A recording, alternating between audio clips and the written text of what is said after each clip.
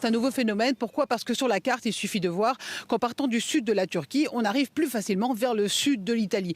C'est ce que veulent la plupart des exilés, la plupart des réfugiés en quête d'une meilleure Europe, qui ne veulent plus arrêter en Grèce. Pourquoi? Parce que la Grèce a cette mauvaise réputation, notamment de ses gardes-côtes qui réaliseraient, selon plusieurs témoignages, des pushbacks, c'est-à-dire des refoulements de migrants, ce qui est interdit, mais ce qui apparemment coûte à la Grèce. Et en tout cas, ils ne veulent plus passer par la Grèce. Et donc, pour l'éviter, ils prennent ce détroit des eaux internationales pour arriver directement vers l'Italie.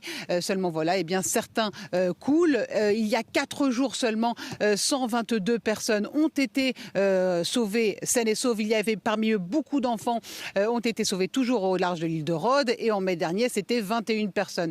Donc, ce détroit, effectivement, est de plus en plus emprunté, ce qui inquiète véritablement non seulement les autorités grecques, mais aussi les ONG de défense des migrants, et ainsi que la presse. Pourquoi? Parce qu'ils ont peur de nouvelles tragédies comme celles qui se présentent aujourd'hui, car plus les heures passent, plus il est difficile de croire à des miracles et de pouvoir sauver parmi ces 30 à 40, voire 50 personnes qui sont toujours portées disparues dans cette mer Égée, ces eaux internationales au large de l'île de Rhodes.